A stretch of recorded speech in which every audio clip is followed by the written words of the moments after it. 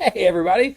Welcome to the Simplified Church Podcast. We're already having a good time in the studio as we're kicking off part 2. I can't believe I had to do that.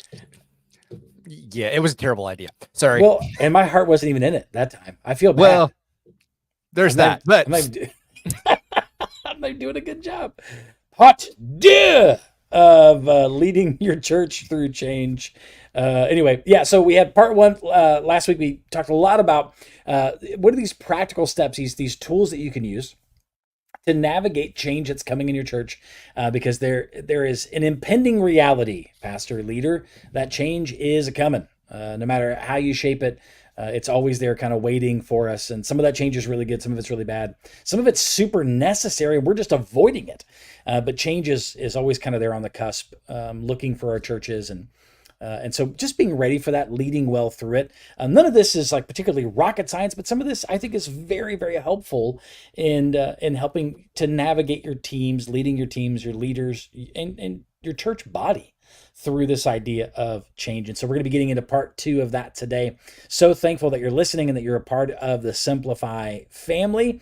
I just want to check in. I feel like in our last episode, I talked a lot about stuff going on in my life. And Greg, you had a pretty quiet 4th of July holiday a couple weeks ago, which is, man, it's always good, and nothing wrong with that. Quiet is good. I had a terrible coughing fit during that, and I feel like I robbed you of the joy that was your quiet siesta during during that time.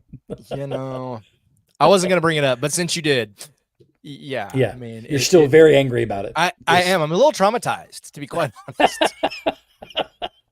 oh man, I'm trying to. I'm gonna quit smoking. I promise you, I'm gonna quit smoking, and I'm gonna get. I'm gonna take care of myself. Okay, I promise you. I'm just kidding. I don't smoke cigarettes. Anyway, I'm thankful that we have this time to catch up with each other, man. Like, anything new with you? Anything exciting going on? Are you still doing hang gliding, and are you still doing synchronized swimming? Like, are you doing any of those kind of fun activities this summer? They really had to fall off the calendar. Things kind of just got crazy in a few other areas of life, and so yeah, those kind of have fallen off. But Was that a um, pun intended for hang gliding? yes, Okay, because yeah. I'm I'm very happy. So I appreciate that. I love a good pun, so thank you for that. But yeah, things have been busy. Nothing terribly exciting, just life and ministry stuff. But it's been good. Looking forward to the fall already. I know that's kind of a bad vibe right now, as far as we're wanting to hang on to the summer months as long as we possibly can. But I know I am. um, but fall will be here before we know it, and looking forward to what that's going to mean ministry wise. And I don't know, we've talked about it, I think, before, but like my family, especially since we're that homeschool family, Yeah, we're able to do fall vacation. And so we'll do some getaway in the fall, which will be exciting. And a little bit of additional rest time, but yeah, looking forward to what the next season is going to be. And so just kind of keeping my head down and keeping after it. good for you, man. Did you see that in most stores they've already started putting back to school stuff up? Yeah, I haven't noticed, like I haven't been in the local Walmart yet for about 2 weeks. When I was in Walmart last, about 2 weeks before that, they hadn't had stuff out yet because it was still, hey, we got to get our 4th of July junk out and all that kind of stuff. I can't believe it. It's like they immediately went Yeah. from I went into one store, they already had Halloween stuff out. Wow. I But that I doesn't, just but that doesn't get you too upset because like you love Halloween. I do love Halloween, but I think at some point, like, it's insulting. We're It just is. going straight from the 4th of July. We're burning the ground down until Yeah. October 31st. Yeah, you're not wrong. But I don't know what it is like for you guys, but like our public school kids, they go back the second week of August. Yeah, second week. I guess I was just surprised. Like, it Um, just seems strange to me that the first week of July, like it was like July 5th, and they were dragging pallets out. I yeah, thought, what? But yeah. I don't know. I guess I that's I don't normal. I don't know. know. I mean, gone are the days, I guess, of starting school after Labor Day. I think that is, man. I think it's all gone now. Um, but um, but yeah, I mean, school's gonna start before we know it, and that makes me sad on the one hand. But on the other, yeah, school supplies are going to begin filling backpacks, and parents are going to get all excited to send their kids back to school. And at my house, we send them downstairs. That's right. Head on down to school, kids. Bus will be here in a minute. And it's just That's an right. open door, and That's you right. throw some donuts and chocolate milk down there. The problem is you can't blame the teachers. No, you can't. Nope. I mean, Nope. you can, but Yeah. it loses But something. it's not a very strong teachers union, is it? No, it's definitely No. not. Yeah. I have a grievance. Yeah, keep it to yourself. How about that? Um, oh man. Well, regardless of where you find yourself this summer, man, he's right. Fall's coming, and fall typically means change. And that's exactly what we're talking about. Is there are really big changes, there are small changes, there are changes that this whole summer we've been encouraging you to consider in your church. So if you're just joining the Simplified Church podcast, do yourself a favor, go back and check just some of our few most recent episodes where we're talking about like even reconnecting with your community and reimagining that. Man, to do that requires change. And so change is one of those things we're not scared of. It's not a bad word, but there are definitely times where change is really hard and it's painful. I've got tons of stories. Greg, you shared some. I mean, I've got tons of stories of painful changes that have existed either at churches I've served at or that have had close friends be a part of. And man, it's the way that it goes. Like I've got a really close friend of mine that came on staff at a church and was really excited about ministry and was doing, I mean, honestly, man, was doing a bang up job, and then got word that they were eliminating that position. Had nothing to do with him. They were just eliminating that position, that they just decided that they didn't have the budget for it. And that affected quite a few people, actually, not just him, but I mean, man, change, right? Change comes in all sizes and shapes and forms, and sometimes it can be really fun and exciting and life giving, and sometimes it can be wrought with disappointment and hurt and conflict. And so we talked through a few of those kind of strategies and tips that you can implement at your church to lead through change, because that's what change requires. Change doesn't require reactions. Doesn't simply require responses, it requires leadership. And so that's what we're talking about, is no matter what chair you're in, we all have a responsibility to lead well through change as our people look to us for guidance. And so continuing that conversation in this week's episode, I want to pick up here and talk about this, that Greg, oftentimes when we think about change, sometimes that can happen in a vacuum. And what I mean by that is that oftentimes it can be kind of set forth and explored with a Lone Ranger mentality, that I'm responsible for this change and I have to do this and I have to communicate and I have to be the one to implement everything. And so oftentimes we don't realize that we can gather a team. We can actually gather a team of people to help, because in the implementation of change or the leadership that is required to get through change, you're inevitably going to start encountering challenges and problems. And what you find is that you have no one to turn to. Yep. And so I mean, this is something that I think you understand really well. And I think you can speak to, because you do teams really well. Can you talk just briefly about the value that comes from adopting a team of people to help lead your church through change? Yeah. So I 100% agree that it is far better and more effective to use a team to lead through change. And sometimes I do that way better than other times, because you're right. There are moments when I'm sitting in my office and I have this, I'm aware of a need or aware of an issue, and start to work through, okay, well, what's the solution to that issue? And I can be 14 steps down the road before I've even stopped to consider anybody else's thoughts Yeah. about those things, or even the impacts that those action steps may cause on others. And so, yeah, bringing people in, even if it's simply, having a conversation with somebody in the church and saying, "Hey, can I buy you coffee? I want to throw something out to you, and I want to hear what you have to say." Yep. Now, I mentioned last week, don't ask questions you don't want answers to, and I still 100% stand behind that statement. but I think you can craft questions that aren't manipulative, but that are intended to say, okay, here's what I see, here's what I'm thinking. Now, help me think through these questions and give me your take on: are we on the right track?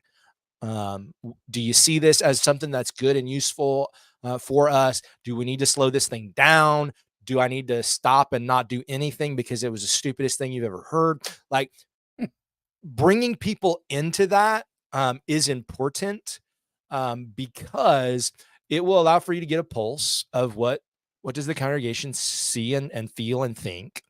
But it will also give you some of that, not only that relational equity of saying, hey, I value your input and I value you as a part of this fellowship, but it also gives you a certain level of protection as you bring people in. That's And good. you kind of can know before you go, whether your structure is a board or you have a team, leadership team, or you have congregational blanket ruling, whatever that looks like in your context, to have a pretty good understanding of where your people fall before you present them big ideas and big changes is huge. To know, is this something that we can actually do? Is this something that's going to die on the table? Is this something that we need to be sure that we are convictionally motivated by, even if others are against it? Being able to assess all those things. And the only way that you really get a handle on that is by inviting others in. Man, I love that, dude. Seriously. And I love what you said, because it there's a reality that we do need to have other voices helping to shape this, but also uh, in doing so, we do get a level of protection in that, and so we don't need to unnecessarily die on hills by ourselves. Yep. It's good to have other people around us, that we utilize their expertise and their background, but we're also acknowledging that we can utilize the influence of others. And as we're unfolding a particular direction and change that we're about to embark upon, it's good to be able to have people that have influence, that have relational equity that maybe we don't have. Especially if you're newer on a team or newer on staff and you're faced with a big change that you have to make. Man, it's really good to have some folks that have a lot of years of buy-in and relationships there that can say, "Hey, no, I've sat with this guy. I've heard what he has to say, and I think this is a good move. And let me tell you why." And so you can leverage their influence, and not in a manipulative way, like you said, man, but like in a truly honoring and kind and godly way, so that we get the most amount of change and positive momentum without unnecessary resistance and conflict. If we can avoid that, which I mean, I don't know about you, but I tend to like to avoid if at all possible. So building that team really, man, it matters. I think also in leading your church through change, you have to be the kind of person, regardless of your seat, that is a consistent voice and a consistent vision for hope. That we're making these changes because there's a better day down the road. There's a better day that we're looking toward. And what I mean is that it doesn't have to necessarily be like it's a big organizational shift or a vision shift or a tactical shift in strategy as a church, but it could be as simple as, hey, here's some areas where we've not been super biblically aligned. Not in a sinful way, but just, man, we could be better here. And so we want to be more biblically aligned. And so we're going to take these steps to get to that place. Yep. And so we want to be more aligned with Scripture. We want to be more in line with our mission or our vision or our values or purposes or whatever that you have as a church that kind of identifies you. And so you want to be able to be the kind of person that communicates hope and helps people understand why we're doing what we're doing. And so being a champion of the why is going to go a long way. Yep. And we've got to be careful not to be the kind of people that just say, well, this is what we're doing. I either get in line or find somewhere else to attend. And dude, I've seen that. I've seen that play out, and it's never pretty. So we've got to be people that give vision, that give hope, and that we're a constant voice for that. So I think those are two things out of the gate, that if you build a really good team and you're a consistent voice for why we're doing what we're doing, and here's the hope that's on the horizon for what we can achieve, where we can go, how God can bless if we're true to that. But here's another one that I think is a big one. And man, I'm going to need your help on this All one right, lay it on because me. I think this is the one where it's kind of like the rubber meets the road a little bit. But um, leading through change requires the courage to handle people. Like there's no way around it. When you're dealing with an organization that is by, of, and for people, um, you can't escape this. And it's going to require courage to deal with people. It's going to require loving people. It's going to require expecting opposition. It's going to require building teams of like minded people in your church and understanding that like it's one step at a time, you know, and that we don't necessarily like delay making tough decisions because they're tough. But it's going to require being a type of leader that is courageous. I mean, is that on base with leading through change? What do you think? 100%. And I think by doing the first two things that we've been talking about, it allows for you to exercise this third thing of being courageous.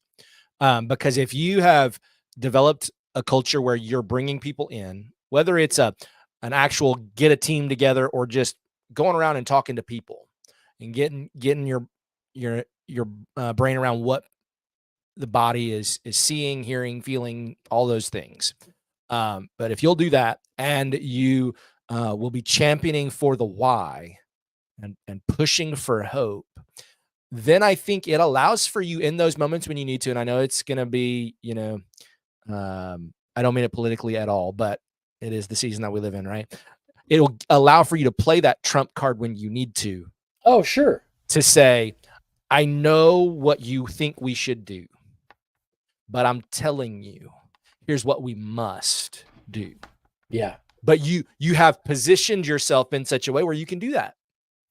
And that takes courage, because there's going to be that moment for some of our folks. And I really think for all of us at some point in a church that we're serving in, at some point, there's going to be one of those moments where it doesn't matter what anybody else says. This is good and this is right. And this is what the Bible says. And we need to fix what we're doing. Yeah, man. So we must do this. There's going to be that moment. And if you have done all the other things, you should be in a position where you can have the courage. It'll still be hard. It'll still be something that you maybe don't want to do. But you will have positioned yourself in such a place where you can lay it all out on the table, remind them of the why, and then say, so we must. And hopefully you're in a position where it's not just you, where you have a team of elders or a team of pastors, or you have the pastors and the deacons, or however your church is functioning. And you can say, we must do this. Man. So let's go forward. But if you've not done the other things, man, it's going to be hard and you may die on that hill. And it's still maybe the right hill to die on. Yeah. But if you've done the other things leading up to it, I think it makes it way easier to have the courage, because you've got people who are with you. Yep. And you can then do those hard and courageous things that are just part of leading through change, and just realistically just part of ministry. Well, if you think, I'm just processing, but like even at the beginning of our last episode on part 1 of this, we talked about the necessity for prayer, like the high level of importance that it holds in leading your church through change. There's no way to survive emotionally.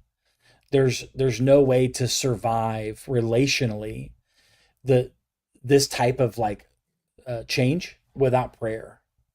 It's just not possible. I mean, being courageous enough to lead through these difficult times or important times or exciting times requires prayer, man. It just does. Or we're just leaning into our own strengths and our own gifts, and then we're only going to get carried as far as we can go.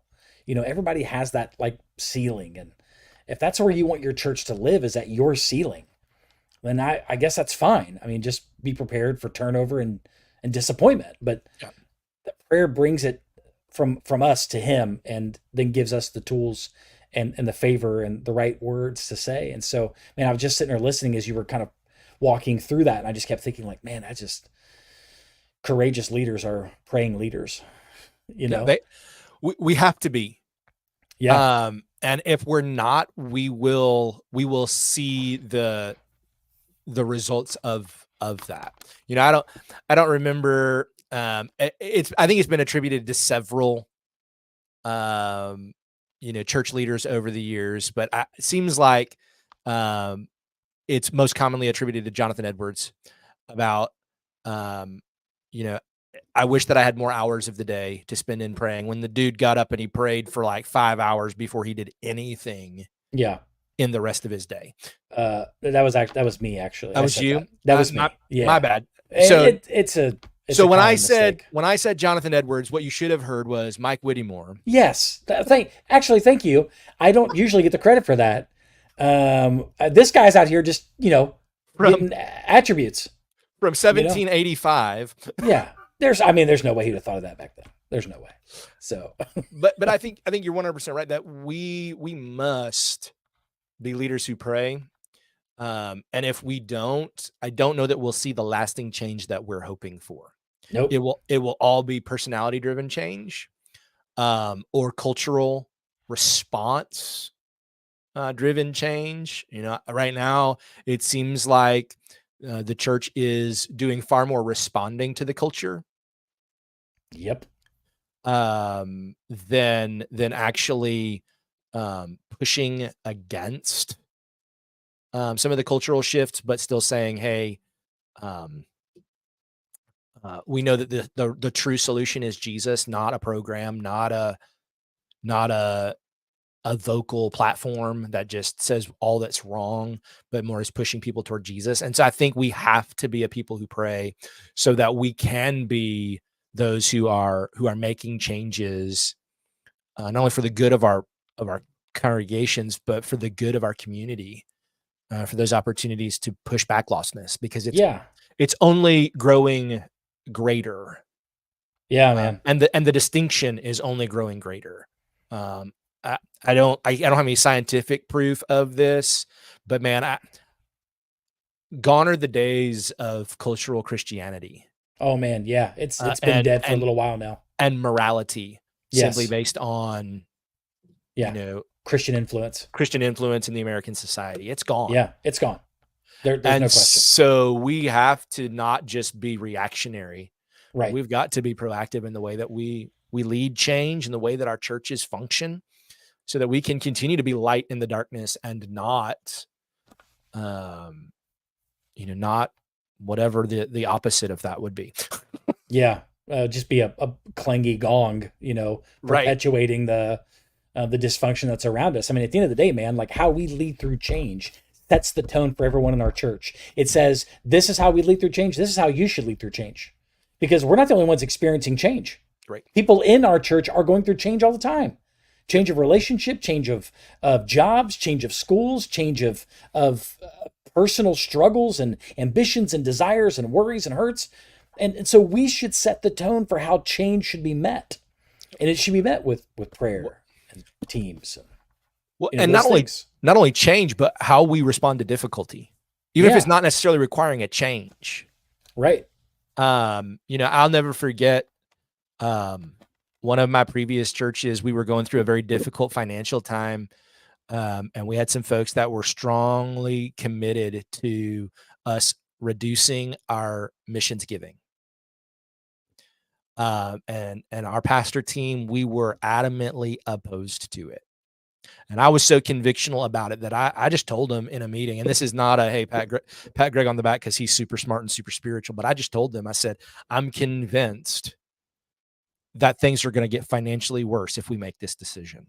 Yeah. If we start cutting our missions giving, God's not going to honor that, and our finances are going to get worse. And that's exactly what happened. And so how we respond even to difficulties in those moments we're showing our people how to do that. We're Man. saying, hey, here's how you respond in this moment. When your finances get tight, what do you do? Mm. When when you're forced with a really hard decision, what do you do? Is your first response to sit around and fuss about it, or is your first response to say, you know what, we need to pray? We need to pray. We need to And gather people around the table. We need to have conversations. and at this point, I'm stepping on my own toes because that's not usually my first response. Yeah. Yeah. My first response is to close my office door And get to work. and start fussing about it in my own head, trying to find solutions to the Yeah. problem. Yeah. Instead of saying, okay, God, what might this look like? And calling 4 or 5 men in the church and saying, hey, would you come pray? Yeah. And I think that's why we do this, man, is because it's not, and I hope people understand that as they listen to these episodes week in and week out. We're not sitting here like experts on our ivory towers just going, all right, you idiots, listen to us. No, man, we are you, you know, we've been there. I've been there. So golly, we're preaching to ourselves just as much as we're preaching to anybody else. But, and I love that. I appreciate the transparency and the honesty around that, dude, because I think that's so helpful and so practical. And I would kind of land the plane on this conversation just by saying this, that after everything that we've talked about, everything that we've encouraged, it's one final thing is this. If you want to lead your church through change well, follow through. Mm-hmm. Do not overpromise and then underdeliver. Don't promise and then not deliver. You have to follow through. Yep. And sometimes that means following through on what was a bad decision. And then you got to stand up and you got to fill your belly with some crow and you got to own it and you got to say sorry. But I'd rather be a part of a church that pursues Jesus hard and makes aggressive mistakes in the process than to be the church that says, oh, we're going to, and then never does. Yep. Because that's the reputation that you will get. Yep. And so that to me is, I'm not going to, we're probably going to come back to that at some point and look at that a little more closely and how we can protect from that and how we can be more intentional with that. But we have to follow through because if you don't, that is the fastest way to burn every bit of capital you have. Yep. And not get any back. Yep.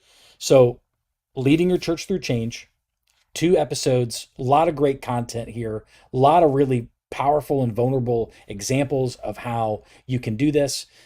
Pastor, leader, we're for you. Greg, thanks, man, for that. Gosh, that was so good, dude. Like I loved hearing how we can lead our church through the example that we set and just dealing with the practical difficulties of everyday life. Dude, that's so good. If you want to chime in, you got something you want to say, shoot us an email at podcast at simplifychurch.com. You can, of course, connect with us on social media. And listen, man, finances, you're right, dude. Finances can be tough, can be difficult. We can help you with that. We can help you outsource some of those overwhelming things that Greg's talked about, I've talked about. Head to our website, simplifychurch.com, set up a demo call and let us see how we can come alongside your church and help you be more intentional with generosity and how we can help you be more intentional with your bookkeeping and your accounting and be more focused. And so you can be freed up to do the things that you need to do instead of being, like Greg said, last week's episode, just, being drugged through the mud on finance reports and all kinds. It's like, golly, man, there's no time. We can help with that. As a matter of fact, we're really good at it. So we'd love to be able to have that conversation with you. You can head over to our website. But otherwise, church, we're praying for you. We appreciate you. You are not alone, and we will talk to you next week.